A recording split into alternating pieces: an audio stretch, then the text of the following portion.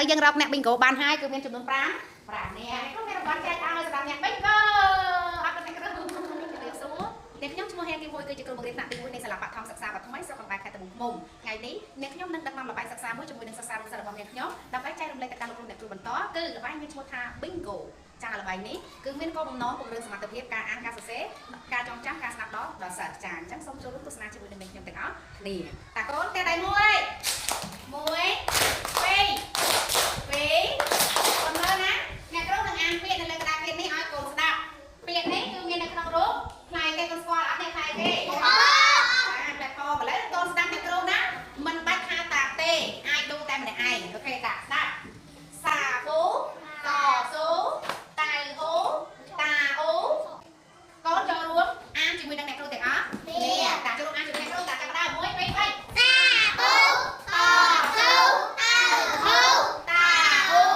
ខ្លួនឯងមកចាប់ដើមមក1 2 3សាប៊ូតស៊ូឲ្យលើកអត់មានបន្លំទេឲ្យលើកណាតាស៊ូតៅអូតាអូ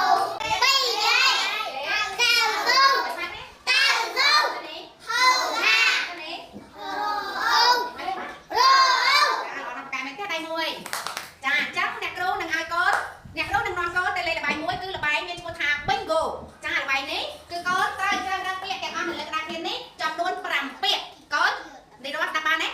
កូនជ្រើសរើសពាក្យដែលនៅក្នុងផ្លែពណ៌របស់យើងនេះចំនួន5ពាក្យកូនស្រឡាញ់ពាក្យណាក៏បានដែរឲ្យតែកូនស្រឡាញ់ពាក្យនេះកសែពាក្យនេះកូនស្រឡាញ់ពាក្យនេះកសែពាក្យនេះកូនស្រឡាញ់ពាក្យនេះកសែពាក្យនេះកសែដាក់លើក្តាររបស់កូនឲ្យបាន5ពាក្យ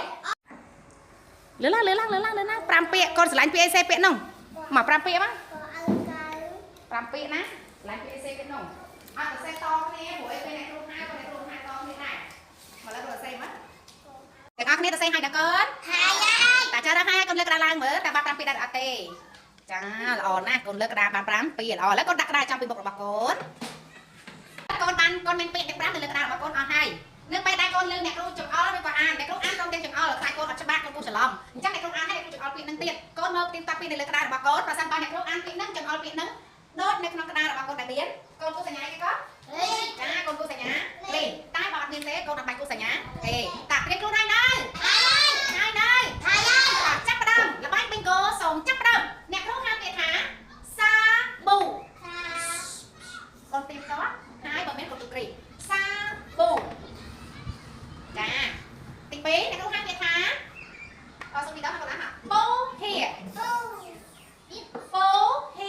បើមានកូនគូទេបើមិនមានទេកូនកកូចាតោះទៀតអ្នកគ្រូហៅពាក្យថាតៅហ៊ូបើមានកូនគូទេតៅហ៊ូតាតោះទៀតអ្នកគ្រូហៅពាក្យថាចៅពី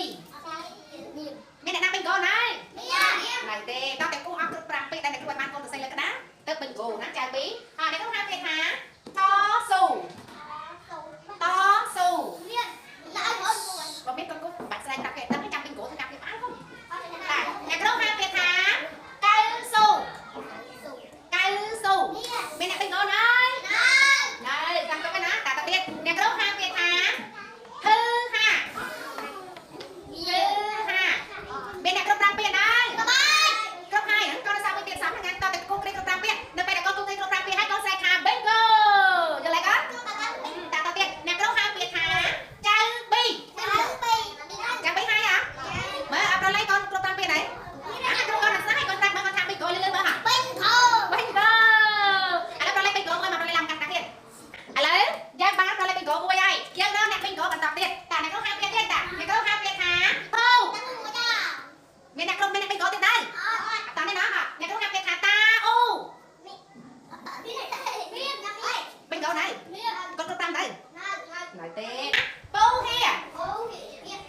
មានអ្នក bingo ណាអ្នកគ្រូហៅពាក្យថាប៊ីយេ bingo អ្នកណា bingo ទៀត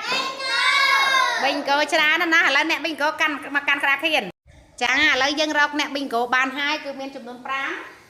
អ្នកគ្រូមានរង្វាន់ចែកឲ្យសម្រាប់អ្នក bingo